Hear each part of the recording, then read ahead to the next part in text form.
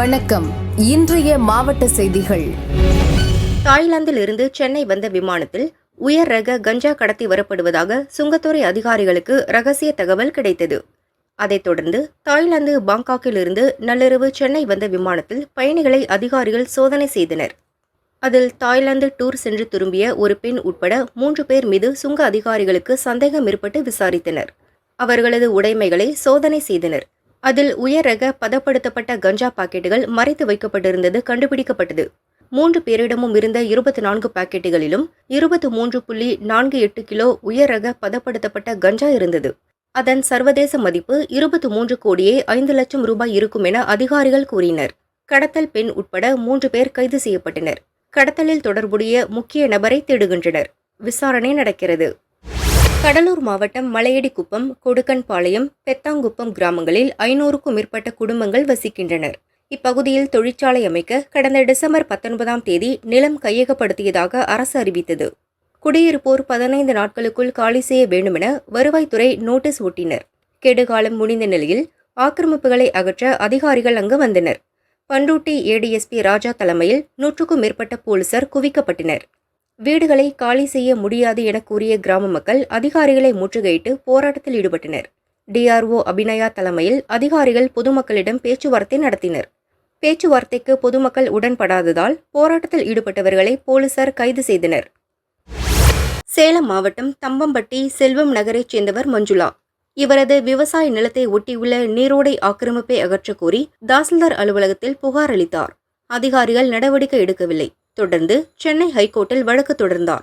ஆக்கிரமிப்புகளை அகற்ற ஹைகோர்ட் உத்தரவிட்டது. அதைத் தொடர்ந்து ஆக்கிரமிப்புகளை அளவீடு செய்ய 5 லட்சம் ரூபாய் லஞ்சம் தரும்படி தாசில்தார் பாலகிருஷ்ணன் கேட்டுள்ளார். அட்வான்ஸ் 10,000 ரூபாயை உடனே தர வேண்டுமென தாசில்தார் அடம் பிடித்தார். லஞ்சம் தர மனமில்லாத மஞ்சுளா சேலம் லஞ்ச ஒழிப்பு போலீசில் புகார் கூறினார். போலீசார் கொடுத்தனுப்பிய ரசாயனம் தடவிய 10,000 ரூபாயை தாசில்தாரிடம் மஞ்சுளா கொடுத்தார். அப்போது அங்கு மறைந்திருந்த லஞ்ச ஒழிப்பு டிஎஸ்பி சுபாஷினி தலைமையிலான போலீசார் பாலகிருஷ்ணனை கையும் களவுமாக பிடித்து கைது செய்தனர். அவரிடமிருந்து 10,000 ரூபாய் லஞ்ச பணத்தை பறிமுதல் செய்தனர்.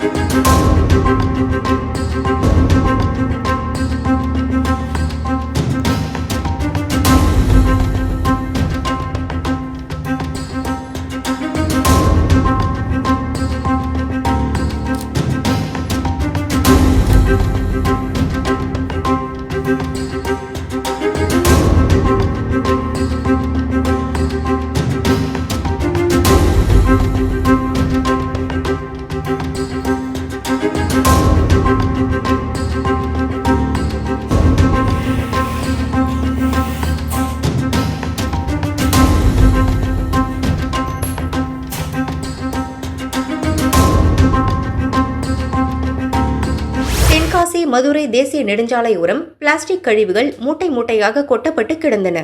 சிசிடிவி காட்சிகள் அடிப்படையில் இலத்தூர் போலீசார் திண்டுக்கலைச் சேர்ந்த லாரி டிரைவர் சரவணன் என்பவரை விசாரித்தனர்.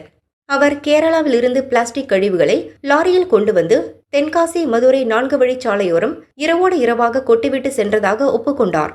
அவரை போலீசார் கைது செய்தனர். விசாரணை நடக்கிறது.